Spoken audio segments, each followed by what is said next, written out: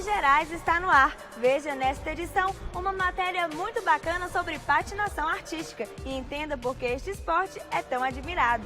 Você não pode perder o Krav Maga, um esporte que não há regras e nem competições, mas tem como objetivo ensinar a arte da defesa pessoal. É a vez do queridinho dos brasileiros. No quadro Esportes Olímpicos 2016, o tema é futebol e nós batemos um papo legal com a galera do Cruzeiro. Fique ligado, não saia daí, o Esportes Gerais está começando.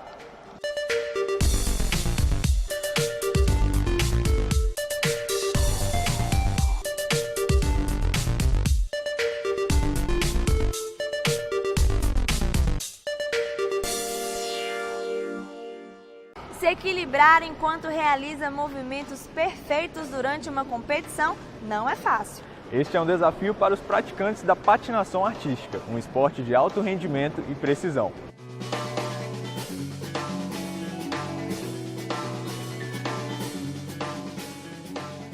Não há quem não fique hipnotizado ao assistir à patinação artística. Toda a beleza do esporte atrai muitos olhares. Cláudio atualmente é professor de patinação. Ele se encantou pela modalidade ainda na adolescência. O colégio que eu estudava implantou a modalidade de patinação artística. E desde então eu me apaixonei pelo esporte, né? Percebi que era um esporte que exigia muita concentração, exigia muita resistência, muito preparo físico, além de ser um esporte extremamente gracioso. A patinação é muito admirada pela sua beleza. Porém, toda essa elegância é fruto de um treino muito pesado. Como em todo esporte de alto rendimento, alguns movimentos são muito difíceis de ser executados e exigem concentração. A maioria dos atletas geralmente sentem os saltos um pouco mais de dificuldade para fazer os saltos. Porque a gente tem saltos a partir de meia volta no ar, uma volta e meia, 2 e 3 voltas no ar. Então, geralmente são elementos mais complexos para fazer. Gasta um tempo de treinamento. O mais difícil que eu acho assim, é a questão do salto. Porque se fizer alguma coisa errada, ele sai todo errado. Então tem que ser muito certinho, ombro encaixado, postura certa. Além de muita concentração e técnica, o preparo físico também é fundamental. As pernas e articulações são muito exigidas neste esporte. Minha musculatura, principalmente da perna, fortaleceu muito. A questão de fazer atividade física, né, melhorou bastante também pra mim. Isso foi bem legal, principalmente as pernas. Fortaleceu muito. Por não ter restrição de idade, a patinação proporciona boas experiências como esta. Mãe e filha se divertirem juntas enquanto patinam. É uma delícia. Eu acho que isso nos uniu mais, né, como mãe e filha, porque dá para trocar ideia, a gente troca experiências, tem certas técnicas que ela pega mais rápido do que eu, tem outras que eu pego mais rápido que ela, e aí a gente começa a trocar, né, essa questão de como fazer, como fica mais fácil, eu conseguir dessa forma. Então ficou bem legal como mãe e filha essa junção e a gente ter esse esporte que a gente pode conversar sobre isso. E como que é pra você ter a sua mãe na sua turma de patinação? É muito divertido, né? É ótimo falar com ela aqui nos 40, ela tá aqui tomando tombo comigo.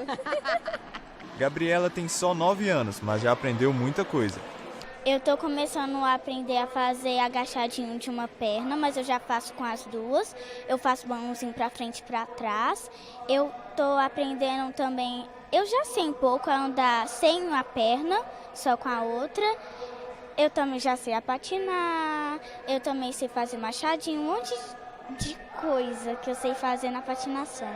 Eu sei rodar, dar giros. E ela também diz por que gosta tanto de patinar. Parece que enquanto a gente patina, a gente vai voando e tudo. Eu gosto muito dos passos também, eu gosto de tudo mais ou menos que tem na patinação. Eu gosto muito de patinar.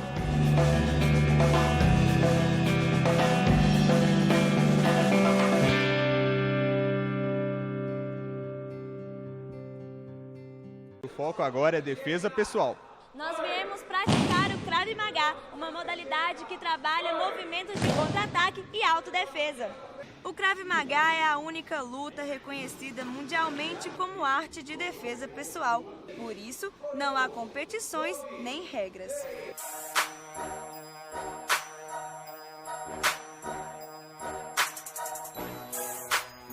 pratica Krav Maga há 20 anos.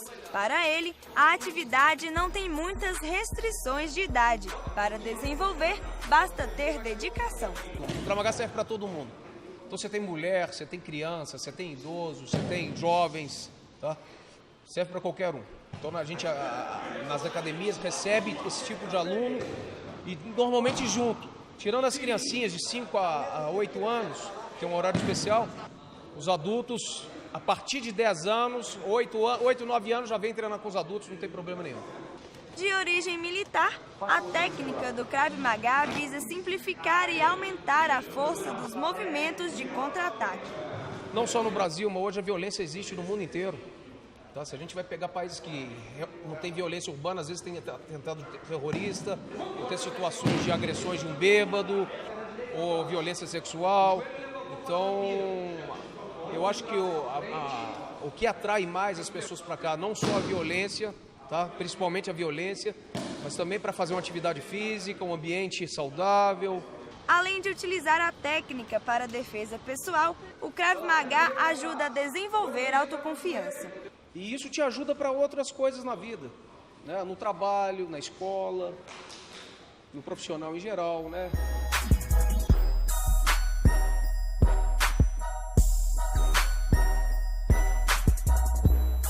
Respostas simples, rápidas e objetivas para situações de perigo, a arte da defesa pessoal ensina aos cidadãos comuns como podem se defender. A gente reage quando já não tem mais nenhuma outra opção. Mas a gente reage. Você também não reagir é uma reação. Às vezes ela dá certo. Isso tudo tem que ser avaliado, assim, centésimo de segundo. Porque tem hora que eu tenho que reagir para sair bem da situação, mas eu preciso de treino para isso.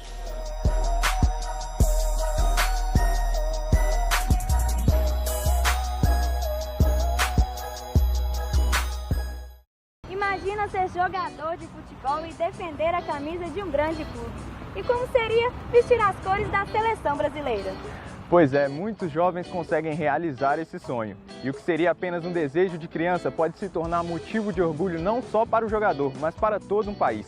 Nesta edição do Esportes Olímpicos 2016, nós batemos um papo bacana com a galera do Cruzeiro.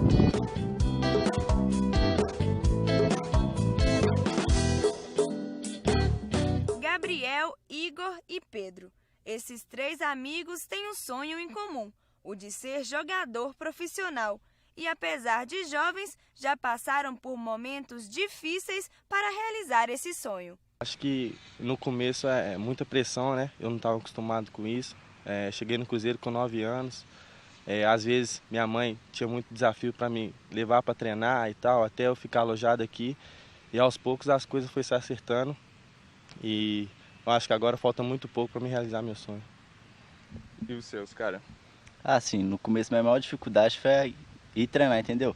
Minha mãe às vezes ela tinha que parar de trabalhar para me levar para os treinos e tal. Pegava 2, às vezes 3 ônibus, tinha que andar bastante. Aí deixava minha irmã sozinha, pequena, então era bem complicado isso aí, foi a maior dificuldade.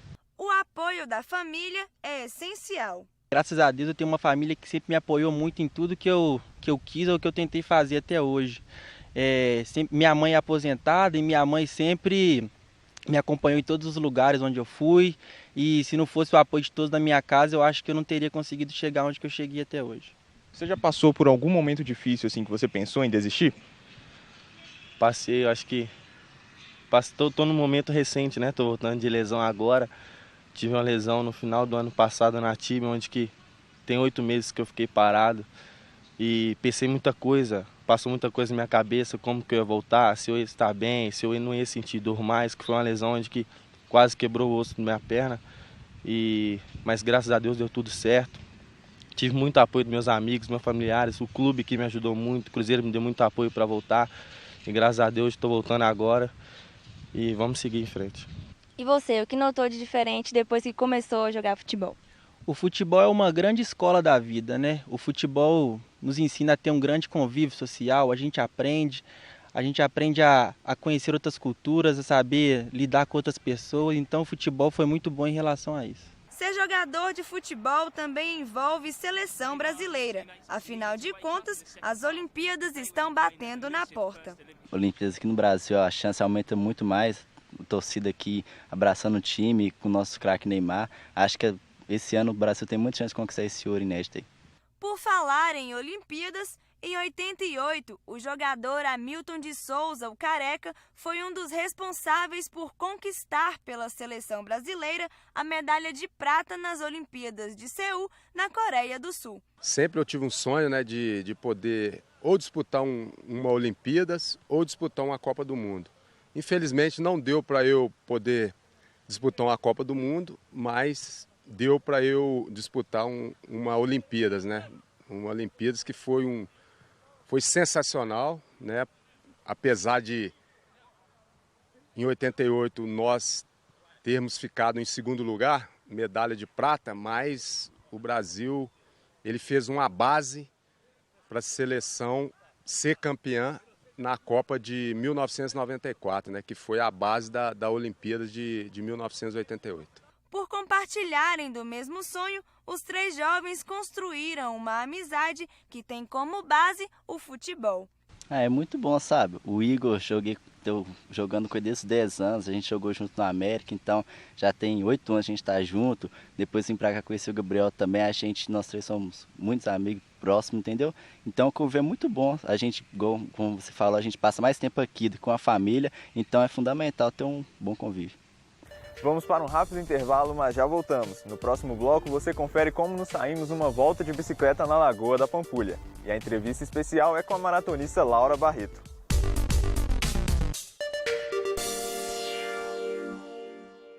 Chegou a hora de colocar a mão na massa aqui no Esportes Gerais. Nós somos desafiados a dar uma volta de bicicleta na Lagoa da Pampulha. São 18 quilômetros de um dos cartões postais mais importantes de Belo Horizonte. Não saia daí, o Em Ação está começando.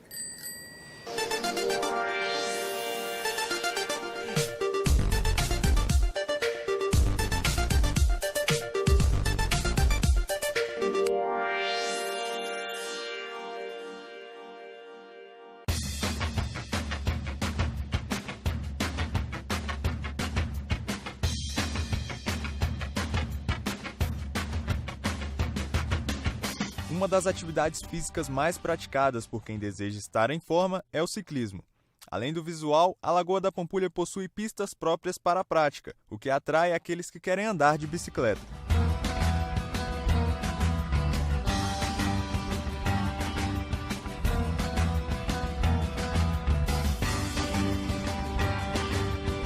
Andar de bicicleta alivia o estresse, fortalece os músculos, além de trazer benefícios para o sistema cardiovascular.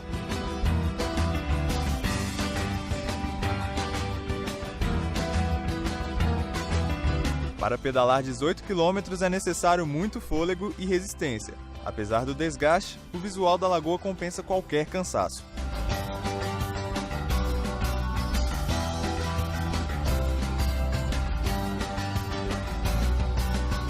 Em alguns momentos, a competitividade falou mais alto e as pedaladas ficaram mais fortes.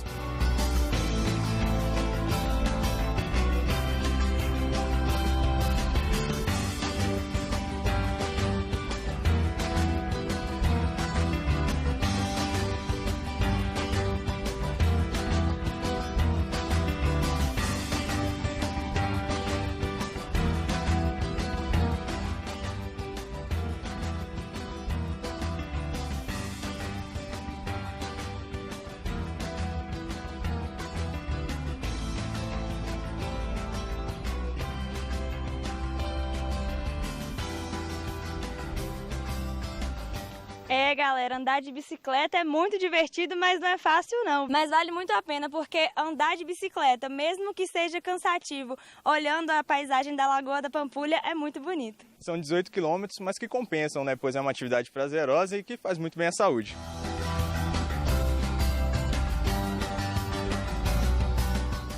Ela é escritora, blogueira, relações públicas, atleta e foi uma das escolhidas para o revezamento da tocha olímpica aqui em Minas Gerais. A entrevistada especial de hoje é a maratonista Laura Barreto. Seja bem-vinda, Laura. Obrigada. Conta pra gente quando você começou a correr. Então, eu comecei a correr nova, mas parei pelas circunstâncias da vida, de casamento, filhas e trabalho, e voltei a correr para valer há 1 ano e meio. E o que te motiva a continuar correndo? A corrida me trouxe muitas coisas, amigos incríveis, muito mais do que o condicionamento físico. A corrida proporciona uma mudança de vida que melhora tudo, num aspecto geral, a vida num aspecto geral. E como foi sua trajetória até você chegar onde você está? Então, eu comecei a correr pelo motivo que eu acho que a maioria das mulheres começa, que eu queria perder alguns quilinhos. E acabei me apaixonando pela corrida e levei a sério. E aí eu resolvi fazer uma meia maratona no Rio de Janeiro e fiz essa primeira meia maratona no ano passado, em 2014. E quando eu terminei a meia maratona, eu decidi que eu queria fazer uma maratona. E aí uma amiga me indicou um grupo de corrida que eu faço parte. E eu falei, poxa, eu já tenho um blog, eu tenho 150 mil seguidores, eu vou fazer disso algo maior, algo que faça com que as pessoas queiram sair do sedentarismo.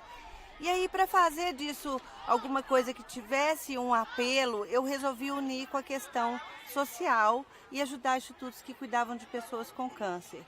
E essa ideia foi o que trouxe mais força para o projeto. E não foi à toa, foi porque eu convivi com um paciente com câncer, que foi a minha mãe, durante 14 anos.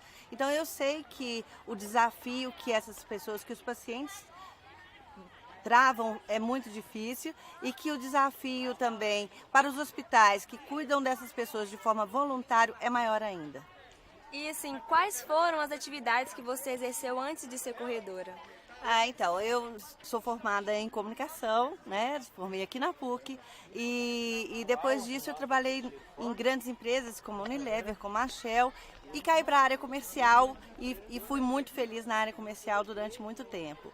E no final do ano passado, no começo do ano passado, está fazendo 1 ano agora, eu acabei sendo desligada da empresa onde eu trabalhava e aí que eu decidi tomar um rumo de uma carreira solo, vamos dizer assim.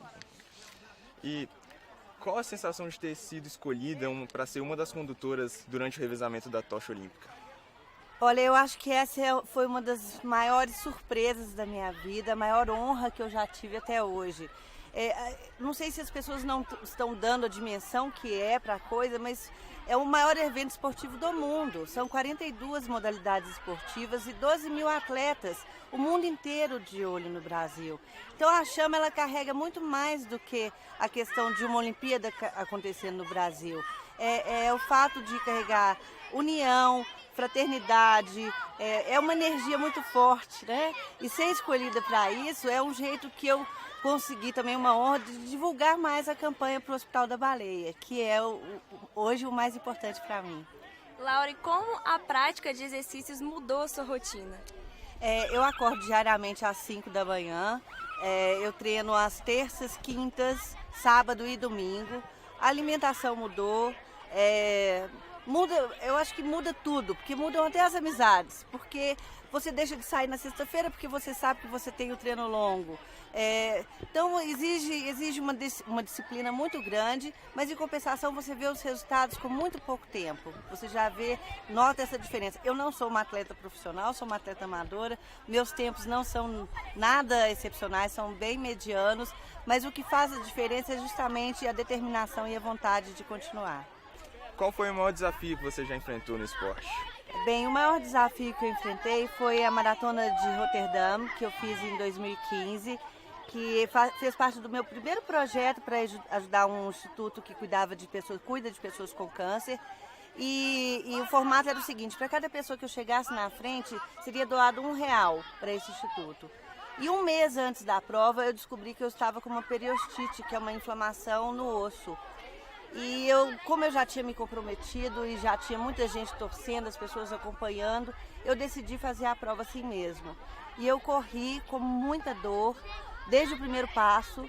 Até hoje, quando eu lembro, eu me emociono, porque para conseguir completar essa prova, eu tive que recorrer a muita coisa dentro de mim, do tipo, lembrar da minha mãe, que teve câncer durante 14 anos, que fraturou o fêmur que eu mesmo estava sentindo dor, que ela fraturou o fêmur 2 vezes por causa de uma metástase óssea, do número de pessoas que estavam contando com aquela ajuda.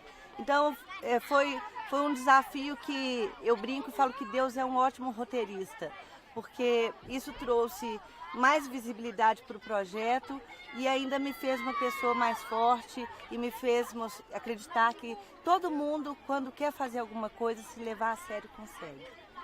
Laura, como você concilia a sua vida de blogueira, né, com a vida de corredora? A vida de blogueira, ela demanda disciplina também. Eu comecei a escrever há 5 anos atrás, o blog que chama ossodoofício.com.br, sobre marketing. E ele não teve ibope nenhum, ninguém lia. E aí eu decidi resolver escrever sobre coisas do dia a dia e foi aí que começou a me dar a visibilidade e a audiência que eu tenho hoje. Hoje eu tenho 1.500 acessos únicos e 150 mil seguidores, escrevendo sobre o cotidiano e sobre o dia a dia, todos os dias. Então, durante os primeiros 4 anos, eu escrevi invariavelmente todos os dias. Hoje eu escrevo menos, uma vez por semana, mas ainda tenho essa disciplina. E teve uma coisa que foi o que o blog me trouxe e que é o que está me movendo hoje para esse projeto do Baleia. Foi uma pessoa que eu conhecia, Fabiola Cordeiro.